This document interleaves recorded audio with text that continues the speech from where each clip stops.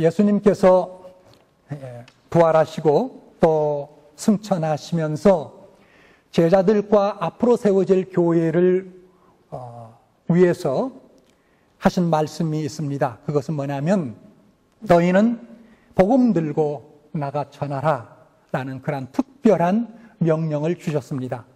복음을 전하되 소규모로 전하는 것이 아니고 모든 민족에게 그리고 온 땅으로 나가서 전하라 이렇게 말씀하셨습니다. 신약성경에는 이 지상명령, 너희는 세상으로 온 민족을 향해서 나가라, 이 명령을 5번이나 걸쳐서 거의 비슷한 말씀으로 우리에게 전해주셨습니다. 이 말씀을, 이 명령을 일컬어서 우리는 소위 지상명령이라고 합니다. Great Commission, 가장 큰 사명, 가장 큰 명령이라고 그렇게 부르는 것이죠. 그래서 이 신약성경에 기록된 이 말씀들을 볼 것 같으면 여러분들이 잘 알다시피 마태복음 18장 19절 말씀, 너희는 가서 모든 족속으로 제자를 삼으라 라고 말씀합니다. 모든 족속에게 복음을 전해서 예수 그리스도의 제자를 삼으라고 했으니 여러분 얼마나 대단한 것입니까?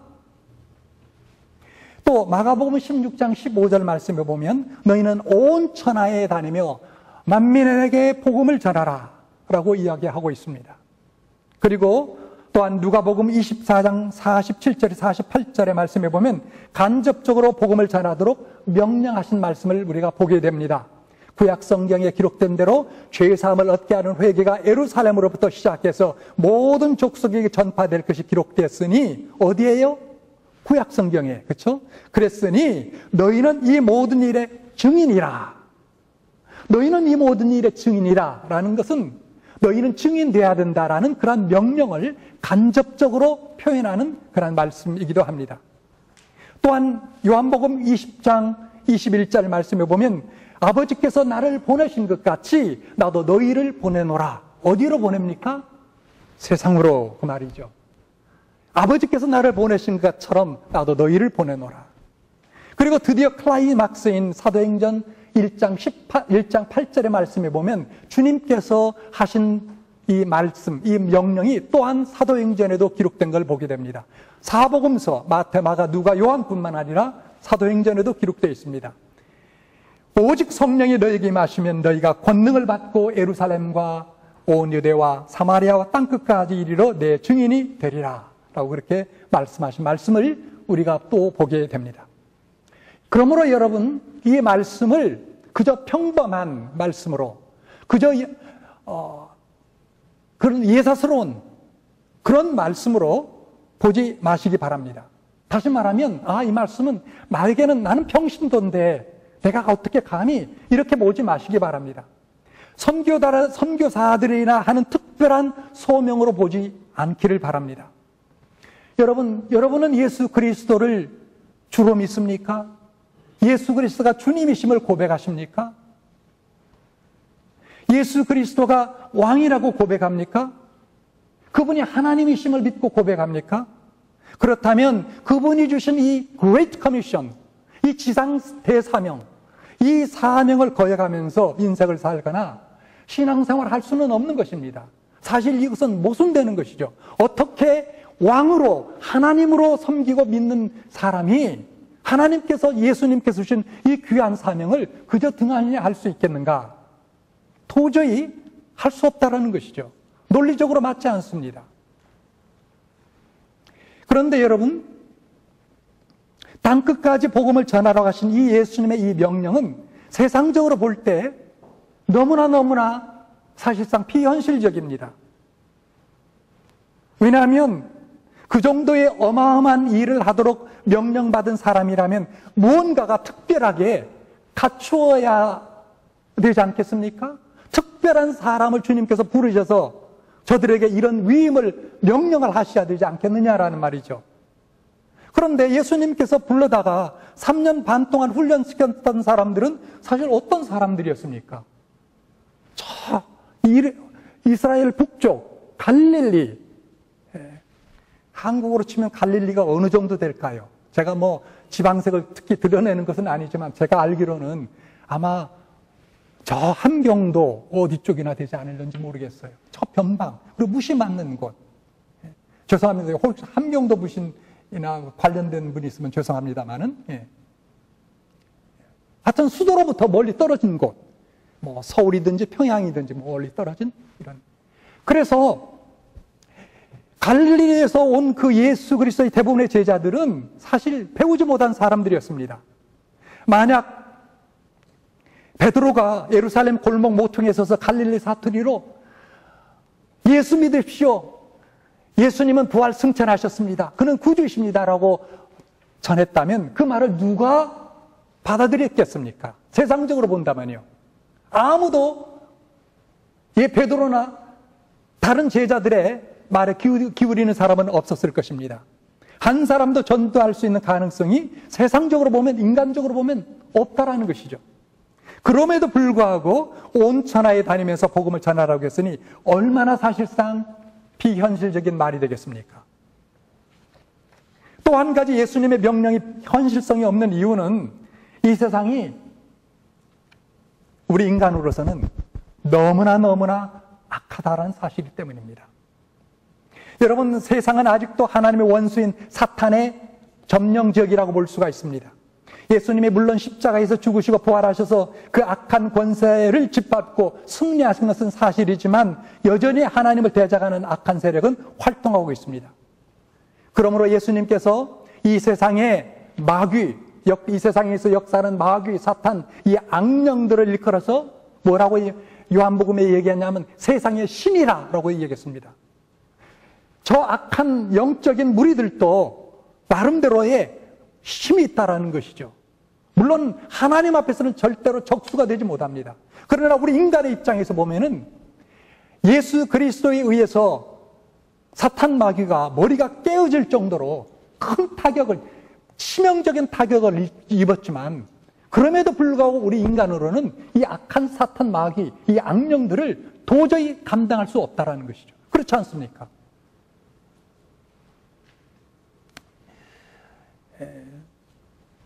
영적 전쟁이죠. 그런데 여러분, 우리가 이것을 사실을 알아야 됩니다. 지금 마귀가 이 세상 속에서 예수 그리스도께서 십자가에 죽으시고 부활하셔서 머리가 깨어졌는데 그래도 불구하고 악한 사탄 마귀는 꿈틀거리면서 세상을 지금 요동치고 있는데요. 사실 그것은 어떤 면에서 보면 테러와 같습니다. 테러예요. 여러분, 이 초강대국 미국도 테러 단체에 의해서 움찔움찔거리잖아요? 그렇지 않습니까? 멀잖아. 벌써 10몇 년 전에 일어났던 그 911 사건도 그렇고, 종종 2, 3년 전인가, 3년 전인가요? 보스턴에서 그 마라톤 대회에서 폭탄 터뜨렸던 그런 테러 사건이나 이런 것이 일어나면 미국 사람들도 굉장히 위협감을 느끼고 혼동 가운데 빠지기도 하지 않습니까? 마치 악한 사탄 마귀 이 세상의 역사는 그와 같다라는 것이죠. 또 예를 든다면 과거 아프가니스탄 보십시오. 미국 군대에 의해서 완전히 점령됐습니다. 며칠 사이에 점령됐지만 다 점령에 깃발을 꽂았지만, 승리의 깃발을 꽂았지만 테러가 곳곳에서 준동하지 않습니까? 마치 그런 것처럼 사탄 마귀는 완전히 패배를 당했지만 그럼에도 불구하고 아직도 힘이 남은 존재로 역사하고 있다는 것입니다. 그래서 자기의 세력을 확보하고 자기가 지배하는 백성들 여전히 늘려나가려고 시도하고 있는 것이 마귀의 역사입니다. 이처럼 악한 세상을 향해서 우리로 하여금 복음을 전하라고 했기에 어떤 면에서 보면 사실상 우리의 힘만으로는 절대 불가합니다. 비현실적입니다. 주님께서 우리에게 명령하신 것은 사실상 비현실적이라고 볼 수밖에 없는 것입니다. 자, 그렇다면 복음을 전해야 될 사람도 신통치 못하고 또 우리가 나가서 전해야 될 이 세상도 만만치 않은데, 그렇다면 어떻게 우리가 이 사명을 감당할 수 있을까요? 오늘 본문 속에서 주께서 분명히 말씀하시는 것이 있습니다. 중요한 단어입니다. 그것은 뭐냐면 성령입니다. 성령. 여기 32절 보세요. 우리는 이 일의 증인이요, 하나님이 자기를 순종하는 사람들에게 주신 성령도 그러하니라 하더라. 우리는 이 일에 예수 그리스도께서 죽으시고 부활하신 그리고 승천하신 이 일의 증인이요. 그리고 그 예수 그리스도 그 하나님께 자기를 순종하는 사람들에게 주신 성령도 그러하다. 무슨 이야기입니다? 성령도 증인이시다라는 거죠. 여러분, 우리 안에 거하신 성령께서 함께 하시기 때문에 가능하다는 것입니다. 그런데 성령께서 여러분 어떻게 역사하기 때문에 가능합니까? 바로 성령께서 우리 안에 거하셔서 우리 안에서 능력으로 역사하기 때문입니다. 성령의 능력입니다. 성령 받았으면, 그리고 성령의 충만을 받았으면, 그리고 능력을 얻게 됩니다. 그 능력으로 우리는 아무리 세상이 악하다 할지라도, 또 육신적으로 나는 배우지 못했고, 나는 힘이 없고, 나는 여러 가지 부족한 것이 수도 없이 많지만, 그럼에도 불구하고 베드로처럼 위대한 역사를 이루어갈 수 있다는 사실입니다. 예수님은 사실상 이 사실을 실제로 자신이 입증해 주셨습니다. 예수님은 누구십니까? 하나님의 아들이십니다. 그렇지 않습니까? 예수님은 하나님의 아들이십니다. 할렐루야. 하나님의 아들이십니다. 아무리 연약한 인간의 모습을 입고 어린아기로 태어나셨지만 예수님은 본질적으로 하나님의 아들이십니다. 그리고 그분은 하늘에 속한 모든 그 권세를 다 가지고 오시지 않았지만 육신의 몸을 입고 오셨어도 예수님에게는 놀라운 능력이 있었습니다. 권세가 있었습니다. 그럼에도 불구하고 예수님은 육체를 입고 살아가는 동안에 한 번도 자기가 본질적으로 갖고 있는 그 육체를 신뢰하지 않았습니다. 누구를 신뢰했습니까? 성령님을 신뢰했습니다. 놀라운 사실입니다. 성령이 말하게 하셔서 말했고 말씀하셨고, 성령이 전도하게 하셔서 전도하셨습니다. 성령이 병든 자를 고치게 하셔서 고치셨고, 나중에는 성령이 죽은 무덤에서 일어나게 하셔서 예수님께서 일어나셨습니다. 예수님은 그래서 전적으로 성령님의 의지했고 성령님께 붙잡힘 받은 그런 삶을 살았습니다. 이 사실에 대해서 사도행전 10장 38절에 분명하게 말씀해 주고 있습니다. 같이 한번 읽어보겠습니다. 시작. 하나님이 나사렛 예수에게 성령과 능력을 기름 붓듯 하셨음에 저가 두루 다니시며 착한 일을 행하시고 마귀에게 눌린 모든 자를 고치셨으니 이는 하나님이 함께 하셨습니다. 여러분, 오늘 본문 사도행전 5장 30절에서 32절 말씀과 그리고 사도행전 10장 38절의 말씀은 너무나 중요한 서로 연결된 말씀입니다. 예수님께서 여기 후반절에 보면 두루 다니시면서 착한 일을 하셨고 병자를 고치셨고 죽은 자를 낫게 하셨고 오병이의 기자를 이루셨고 바다를 잔잔케 하시고 여러 가지 기적을 베푸셨고 사람들을 위해서 하셨고 그 다음에 마귀에게 눌린 자를 고치셨는데 여러분 어떻게 이 일이 가능했습니까? 자신의 힘입니까? 그렇지 않고 그 위에 기록된 말씀을 보십시오. 하나님의 나사렛 예수에게 성령과 능력을 기름 붓듯 하셨음에 바로 이것이다라는 거죠. 하나님께서 기름 부으셨다. 뭘로요? 성령으로 충만케 하셨다. 그리고 그 능력으로 또한 충만케 하셨다. 여러분, 이것이 바로 오늘날 믿는 우리에게도 필요로 하는 하나님의 은혜요, 하나님의 축복이요, 하나님의 능력인 줄 믿습니다. 이것이 우리에게 필요합니다. 그래서 여러분 보십시오. 예수님 자신이 그렇게 본인이 직접 그렇게 하셨기 때문에 그의 사랑하는 제자들에게 그리고 후대에 예수 그리스도를 믿는 여러분과 저에게도 동일한 그와 같은 은혜의 역사를, 능력의 역사를 성령을 통해서 경험할 것을 우리에게 바라고 계시는 것입니다. 그걸 촉구하고 계시는 것입니다.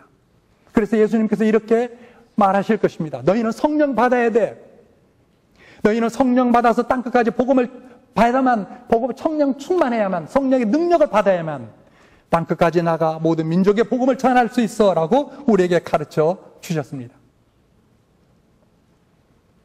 그래서 여러분, 예수님께서 제자들에게 승천하시기 전에 뭘 이야기합니까? 예루살렘을 떠나지 말고 뭘 하라고요? 예루살렘을 떠나지 말고 기다려라. 뭘 위해서? 성령 받기까지, 그리고 성령의 충만 받기까지, 그리고 더 나아가서 성령의 능력을 힘겨울 때까지 기다려라 라고 명령하셨던 것입니다. 여러분, 그렇게 말씀하신 다음에 그 권능이, 그 능력이 얼마나 대단한지를 또 말씀합니다. 오직 성령이 너에게 임하시면 너희가 권능을 받고, 그렇지 않습니까? 그렇게 말씀하시는 후에 그 다음에 뭐가 나옵니까? 증인이 되리니, 내 증인이 되리니. 어디에? 예루살렘과 온 유대와 사마리아와 땅끝까지 이르러 내 증인이 되리라. 얼마나 대단한 권능입니까?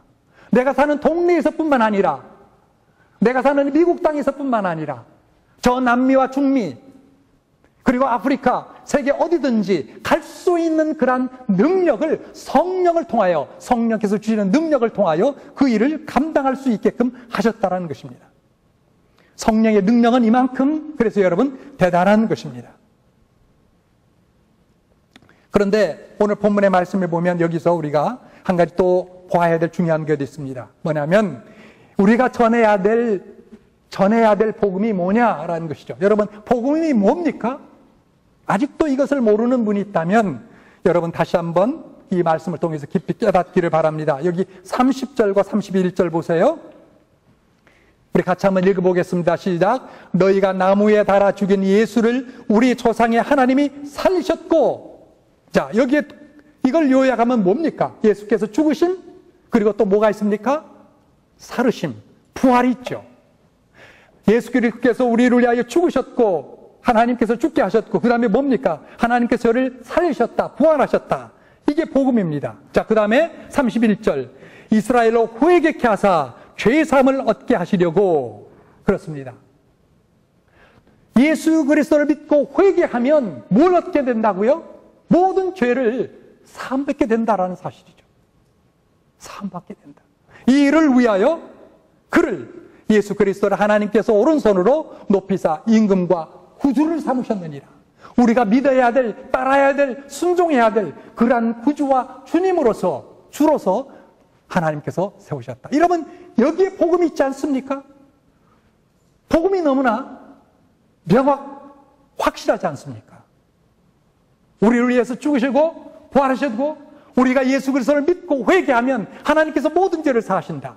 그리고 그분이 우리의 구주와 주님이 되신다. 이것이 우리가 전해야 될 핵심적인 복음의 메시지인 줄 믿습니다. 여러분, 이걸 잊지 않으시기를 바랍니다. 자, 그런데 이렇게 해서 이런 복음을 가지고 제자들이 나갈 때 중요한 것은 뭡니까? 혼자 나가는 겁니까? 그렇지 않다라는 것입니다. 아까 조금 전에도 말씀드렸지만 32절 보시면 32절 끝절이죠. 끝부분. 성령도 그러하니라. 성령도 그러하니라. 무슨 말씀입니까? 우리가 예수 그리스도의 증인 되어서 세상으로 나가면 우리 안에 계신 성령께서도 동일하게 증인으로서 내 속에서 역사한다라는 그런 말씀입니다. 그러므로 여러분, 내가 전도할 때 나 혼자 전도하는 것이 아닙니다. 내 안에 계신 성령께서 나와 같이 전도하는 것을 여러분, 예수님의 제자들이 체험했습니다.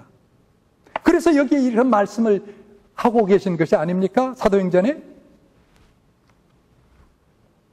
사실상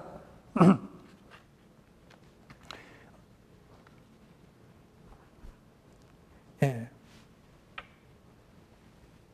그래서 우리도 마찬가지로 예수님의 제자들처럼, 예수님의 제자들이 성령 받고 능력 받은 것처럼 우리 또한 예수님과, 예수님 본인도 그랬고 예수님의 제자들, 사도들도 그랬고, 그리고 초대교회 성도들이 그러셨던 것처럼 우리도 또한 성령을 받을 뿐만 아니라, 그리고 성령의 충만, 성령의 능력을 우리가 받아야 된다는 것입니다. 사모해야 된다는 것입니다. 하나님의 능력의 원천인 성령을 우리가 받아야만 됩니다. 그런데 여러분, 우리가 이 성령에 관해서 말씀할 때 많은 사람들이 혼동하는 것 가운데 하나가 있습니다. 아마 여러분들도 혹시 그런 아직 그 잘못된 그런 개념을 갖고 계신 분이 있는지 모르겠는데, 예수 믿는 거 따로 있고 성령 받는 거 따로 있는 줄, 그런 분들이 있는 것 같아요. 예수 믿습니까? 믿습니다. 그럼 성령 받았습니까? 그럼 아직 잘 모르겠습니다. 안 받은 것 같네요. 뭐 그런 분들이 없지 않아 있어요. 그건 틀린 것입니다. 여러분 예수 믿습니까? 예수 그리스도가 여러분의 구주와 주님이십니까? 성령 받은 것입니다. 이미 성령 받은 것입니다. 그건 제 말이 아니고 우리가 암송했던 말씀 고린도전서 3장 16절 말씀 잘 아시죠? 너희가 하나님의 성령인 것과 하나님의 성전인 것과 하나님의 성령이 너희 안에 거하시는 것을 알지 못하느냐? 분명히 얘기했는데 불구하고 이 말씀은 제쳐두고 감정적으로 자꾸 의지하는 거예요. 이것은 잘못된 것입니다. 또 고린도전서 2장 12절 말씀 우리가 세상의 영을 받지 않고 하나님께로 온 영을 받았으니 하나님께로 온 영 뭡니까? 성령이죠. 성령을 받았다라는 거죠. 그래서 하나님께서 은혜로 주신 것들을 깨닫게 하려 함이니라. 성령 받았어요. 여러분들 예수 그리스도를 믿으면 분명히 받은 것 사실입니다. 실제입니다. 착각하지 마세요, 여러분. 그런데 참으로 감사한 일이죠. 그런데 성령이 교회에 거하시고 성령이 내 안에 임하셨다라는 그 사실, 그 하나만으로 우리가 안주해서는 안 된다라는 것입니다. 중요한 사실 하나가 필요합니다. 그것이 뭡니까? 그게 성령 충만이라는 것입니다. 성령은 받았지만 잘못하면 성령을 회방할 수도 있고요. 성령의 불을 꺼버릴 수도 있고요. 성령을 무시할 수도 있고요. 성령을 근심케 할 수도 있다. 그 말은 뭡니까? 성령의 충만을 받지 못한 가운데 살아갈 수 있다는 것이죠. 믿는 사람으로서. 얼마나 안타까운 현실입니까? 그러나 그런 것을 우리가 바꿔서 성령 충만해야 된다는 것이죠. 교회에 성령 충만해야 됩니다.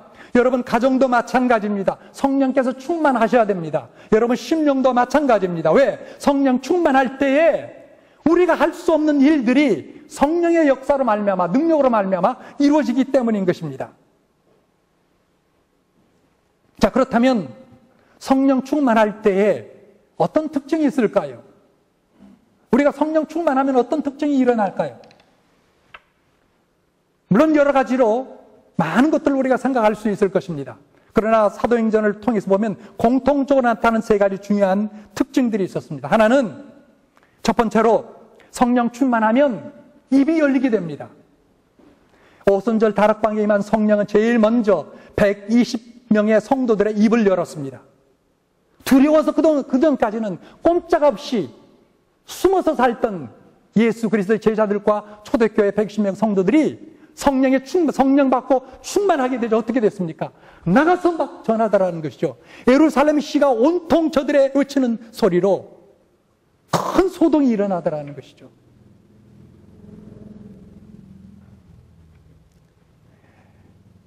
여러분, 성령 충만한 사람은 안 믿는 사람을 옆에 두고 가만히 있지 못합니다. 성령 충만한 사람은 옆에 불신자가 있으면 가만히 있지 못합니다. 어떻게 하면 저 사람에게 예수 그리스도를 증거할까? 어떻게 하면 저에게 복음을 전할까? 어쩌다가 입을 열지 않고 피곤해서 입을 다물고 전할 기회를 놓쳤으면 집에 돌아와서 마음이 편치 않습니다. 오늘 좋은 기회 놓쳤는데 어떡하지? 마음이 편치 않습니다. 왜 그럴까요? 무엇으로 충만했기 때문에 그럴까요? 바로 성령이 충만합니다. 성령 충만한 사람에게 그런 감정이 일어나는 것입니다. 불신자를 옆에 만나면 무슨 말을 할까? 처음에는 어안이 벙벙하죠. 말이 잘 안 떨어집니다. 그러나 일단 선생님 교회 나가십니까? 예수 믿으십니까? 라고 입을 열기 시작하면 그때부터는 전도를 배웠든지 안 배웠든지 성경을 많이 알든 모르든 상관이 없습니다. 나도 모르게 뭐가 튑니까? 말문이 트이는 거죠. 왜 그렇습니까? 내 안에 성령이 계시고 성령 충만하기 때문에 그런 거예요. 그래서 오늘 31절에 나도 예수 그리스도의 증인이지만 내 안에 계신 성령도 증인이시다라고 말씀하고 있는 게 아닙니까? 성령 충만하면 나도 증인이요, 예수 그리스도 증인이요, 내 안에 계신 성령께서도 나를 통해서 말하게 된다라는 것이죠. 그래서 여러분, 우리가 전도하다 보면 내가 미처 생각하지도 못한 정말 놀라운 그 지혜로운 말이 푸석푸석 나오지 않습니까? 여러분 그런 경험 해보셨는지 모르겠어요. 불신자 만나서 예수 믿으라고 전하는데 자꾸 반대 의견 내거든요. 미꾸라지처럼 빠져나가고 연막전술 피면서. 그런데 전혀 생각지 못했던 놀라운 아이디어가 말이 탁탁 떠오르는 거죠. 왜 그렇습니까? 성령께서 내 안에서 역사하셔서 증거하시기 때문에 그러는 거죠. 그래서 여러분, 성령 충만하면 불신자들 속에서 입이 열리게 된다는 거죠.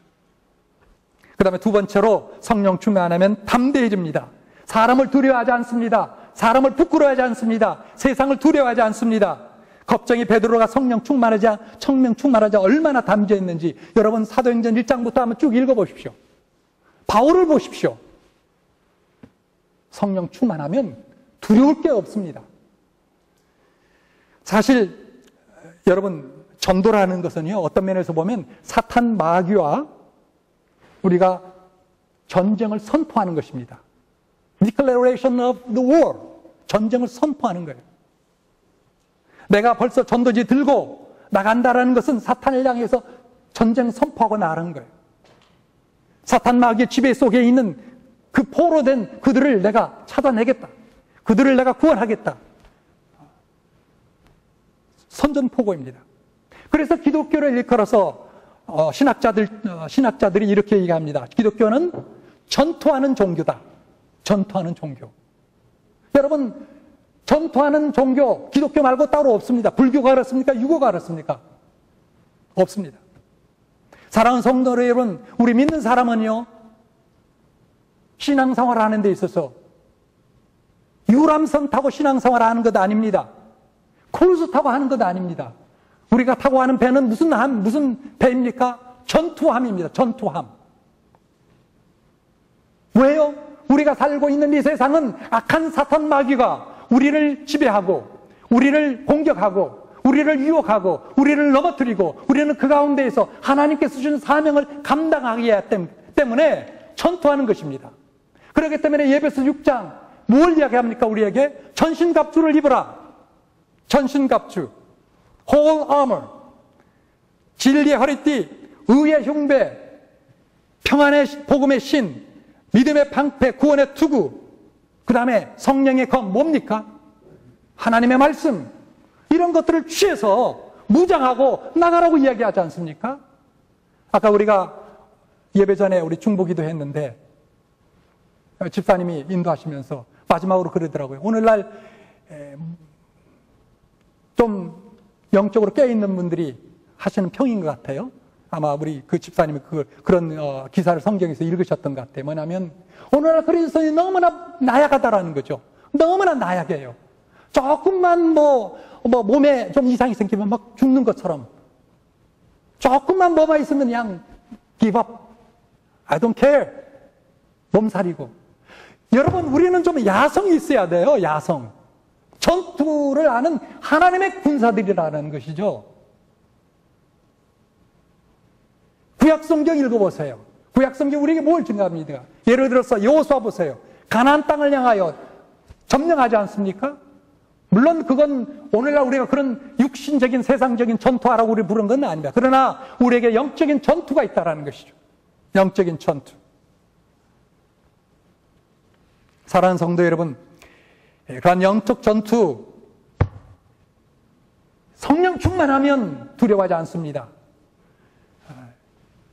지난 2, 3주 동안 한국에서 남북한이 굉장히 긴장 가운데 대립했지 않습니까? 마치 전쟁이라도 터질 것처럼요. 그런 가운데서도 북한은 100만 명의 그 젊은이들이 차원 입대했다고 홍보했지만 그건 거짓말이고요. 한국에 35명의, 제가 잘 기억이 안 나. 하여튼, 상당수의 이 제대 군인들, 제대 말기를 두고, 제대를 이제 막 두고 있는 군인들이 자기 제대를 보류했어요. 연기하겠다. 왜? 전쟁이 일어나면 나가 싸우겠다라는 거죠. 내 전우를 두고 어떻게 내가 제대하겠냐라고 해서 제대를 보류했어요.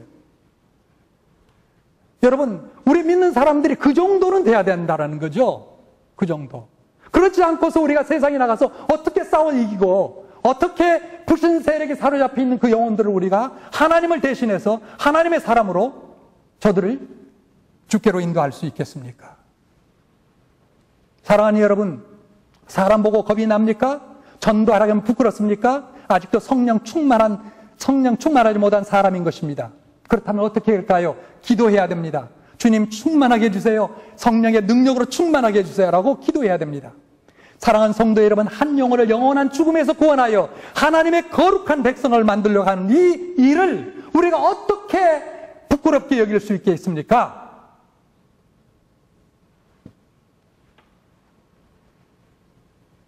이것은 성령 충만하지 못해서 나오는 인간적인 반응이죠. 성령 충만 받으면 입이 떨어지게 됩니다. 성령 충만하면 두려울 게 없습니다. 부끄러울 게 없습니다. 그리고 성령 충만하면 놀라운 전도 열매가 일어납니다. 예루살렘에서처럼 집단 회심이 일어납니다. 하루에 3,000명, 베드로의 설교를 듣고 3,000명이 회개하고 세례를 받았 것처럼 이런 일들이 일어납니다. 빌립보에서처럼 온 가족이 회심하는 그런 역사가 일어납니다. 그리고 성경이 기록되지 않은 수많은 개인 회심들이 일어납니다. 개인적으로, 가족적으로 많은 사람들이 집단적으로 회개하고 돌아오는 대부흥이 일어날 수 있다는 말입니다. 바로 언제요? 우리가 성령 충만할 때. 성령 충만할 때. 여러분과 제가 성령 충만할 때. 그래서 저는 우리 교회의 현재 수가 얼마이든지 크게 개의치 않습니다. 왜요? 내가 성령 충만하면 놀라운 역사가 일어나고요. 여러분이 성령 충만하면 우리가 생각할 땐 그 이상의 일들이 일어날 줄 믿기 때문입니다. 그러므로 여러분, 전도에서 한 사람 예수 믿고 돌아갔다면 여러분은 어떤 면에서 보면 성령 충만한 분이라고 볼 수가 있어요. 성경을 얼마나 알든 모르든, 예수를 믿은 지 얼마나 됐든, 교회를 나온 지 얼마나 됐든지 간에, 1년이 됐든 아니면 10년이 됐든 20년이 됐든지 간에 여러분을 통해서 누군가가 복음을 듣고 예수 믿고 교회 나왔다면 여러분은 어떤 면에서 성령 충만한 삶을 살고 있다라는 하나의 사인입니다.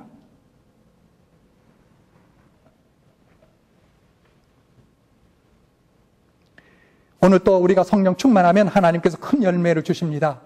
아무리 내 가정이 믿지 않고 고집하는 사람이 있다 해도 내가 성령 충만하면 그 사람이 예수 믿고 반드시 죽게 돌아올 줄 믿습니다. 우리가 성령 충만하면 됩니다. 여러분, 그들 탓하지 마세요. 예수 믿지 않는 우리의 가족들, 친구들, 이웃들 탓하지 마세요. 내 문제입니다. 내 성령 충만하냐, 내 문제입니다. 자, 그렇다면 어떻게 충만할 것이냐? 가장 중요한 것, 사모하고 기도하는 것입니다. 성령 충만을 사모하고 기도하는 것입니다. 하나님의 은혜를 사모하고 기도하는 것입니다. 여러분, 개인적으로 나는 성령 충만하지 못한 것 같다라고 생각되면 무릎 꿇고 기도하십시오. 기도하십시오. 특별히 한 달 남은 이 총동원주의를 앞두고 전도 대상자들뿐만 아니라 여러분 자신을 위해서도 기도하십시오. 여러분, 그들을 만나야 되지 않습니까? 여러분, 성령 충만하지 않고 그들을 만나면 그냥 만남으로 끝나고 말 것입니다. 열매 없는 만남이 될 수도 있습니다. 그러나 기도하고 성령 충만한 가운데 그들을 나가서 만나보십시오. 놀라운 역사, 여러분들 기대하지, 생각할 수 없는 그와 같은 일들이 일어나게 될 줄로 믿습니다. 성령 충만하기 위해서 사모하고 기도하시기를 바랍니다. 사랑하는 형제자매 여러분, 성령 충만해서 이제 우리 입이 열리도록 합시다. 지금까지 부끄러워서 두려워서 입 닫고 살았는데 확 열도록 그렇게 합시다.